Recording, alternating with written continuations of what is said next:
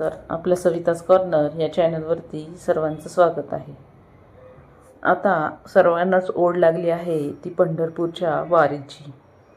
पंढरपूरची वारी म्हणजेच आषाढी वारी. सर्व भक्तगण व वारकऱ्यांसाठी अत्यंत विशेष उत्सव असतो.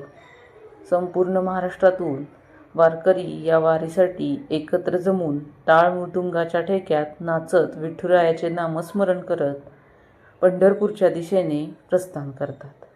तर आजच्या या व्हिडिओमध्ये आपण ही वारी कधीपासून सुरू होणार आहे, आषाढी एकादशी कधी आहे आणि आषाढी एकादशीचे महत्त्व जाणून घेणार आहोत. ऊन, वारा, पाऊस कशाचीही पर्वा न करता हे वारकरी भक्तीत तल्लीन होऊन आपल्या विठुरायाच्या दर्शनाच्या ओढीने अनवाणी वारीत चालत असतात. हा शेकडो वर्षापासून सुरू असलेला धार्मिक उत्सव आजही आपली परंपरा जपून आहे. संत ज्ञानेश्वर महाराजांची पालखी आळंदीहून निघते, तर संत तुकाराम महाराजांची पालखी ही देहूहून निघते.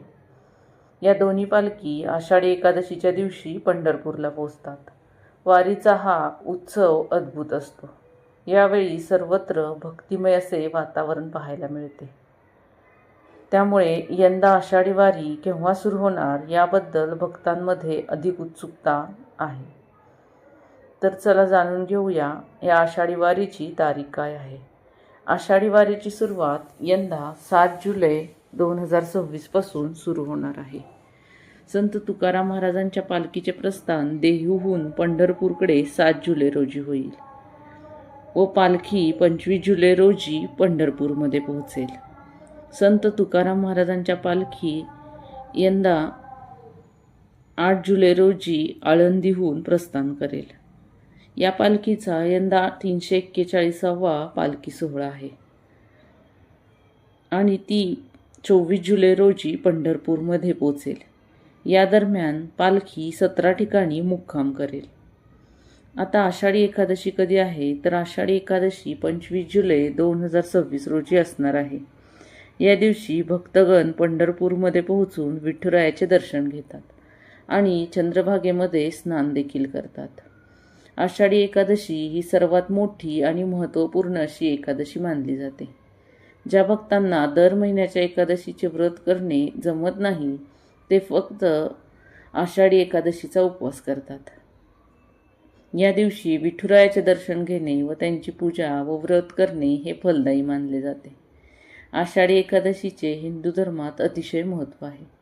ही एकादशी भगवान विष्णूंना समर्पित केली जाते. या दिवशी भक्त भगवान विष्णूंची पूजा करतात आणि त्यांच्या कृपेसाठी व्रत देखील करतात.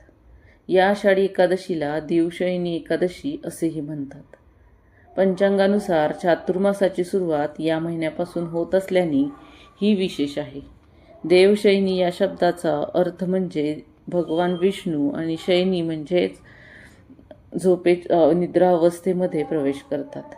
ती एकादशी म्हणजे आषाढी किंवा देवशयनी एकादशी होय. या दिवशी भगवान विष्णू शेष सर्पावर गाढ निद्रा अवस्थेत प्रवेश करतात. त्यामुळे या दिवसाचे धार्मिक आणि आध्यात्मिक महत्त्व खूप मोठे आहे.